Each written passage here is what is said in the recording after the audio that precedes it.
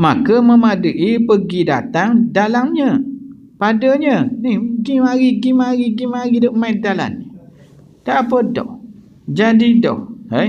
Tetapi tidak memadai. Lalu dak weti-weti padanya. Dengan bahawa masuk ia dari satu pintu dan keluar pada pintu yang lain. Tu orang hik pun boleh tu. Lalu ni seruh gitu. Tu dak anggap etika dia lalu orang. Ni dak bukan seruh kira ni dak main dewa orang ni dak main.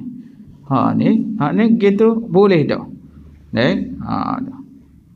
Kemudian dak lagi maka memadai pada etika. Ya dinazarkan dia dengan bererti satu lahzah saja pun padan dah. Satu ketika saja. Walaupun kada tamak nino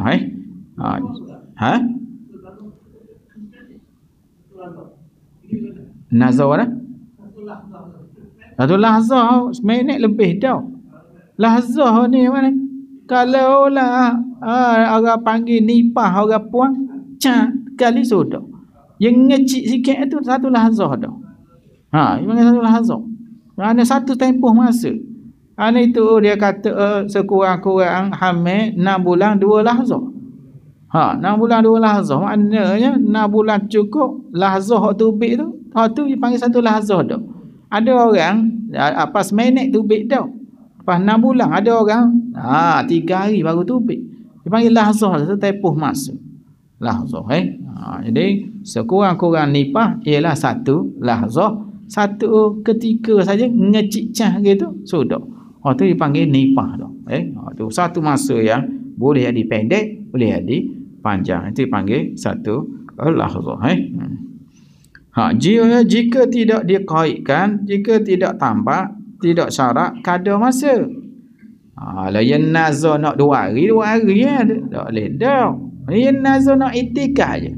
Jadi apanya masuk kau sudah siap baliklah dia. Bunyi ada nazar itikah habis pasal kabur kau dah. Ambul nazar itikah ada masa cah itu cuma lari balik datang. Kata tak duduk. Padan dah dia satu lahzah je. Lagi mana lagi ni? Yang keempat nak berhabis dah petang ni, iaitu naklah ada rukun mu'takif. Mu'takif itu orang yang beriktikaf. Orang. Jadi 4 niat, sejik, kemudian berhenti, kemudian orang. Bila ada 4 ni cukup lekat komponen iktikaf. Tak ada dak jadi iktikaf. Jadi mu'takif ini orang yang beriktikaf, mengerjakan iktikaf. Dan syaratnya ndaklah dia orang Islam. Orang Islam. Dia Cina pakai ekong hari tu. Tu nak iktikaf apa mau panggil tu pakai ekong je. Nak iktikaf dia kata.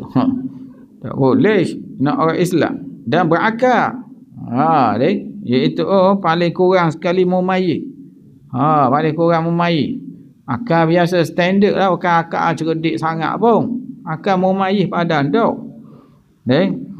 Lagi maka sah iktikaf kanak-kanak yang mumayyiz. Pakat.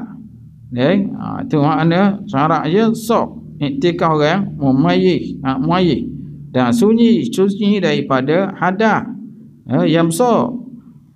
Dia kalau aimah yang tak ada boleh kau. Hadas besar tak boleh duduk lah. Sejik ni ada besar, maka tidak sah iktikaf orang gila, ada akal.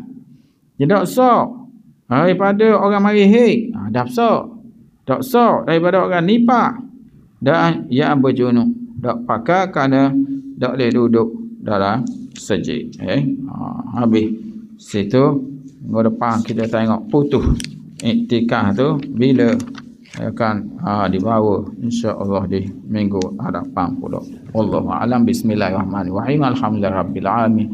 Wassalatu wassalamu ala sayyidil mursalin wa ala alihi wa sahbihi ajmain. Allahumma anfa'na bima 'allamtana wa 'allimna ma yanfa'una wa zidna ilman wa fahma waj'alna minar rasyidin. Wa sallallahu ala sayyidina Muhammad wa ala alihi wa sahbihi wa sallam. Walhamdulillahirabbil alamin.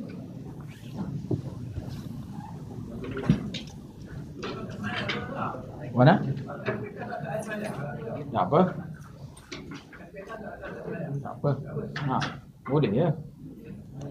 Asal boleh duduk dalam masjid tu.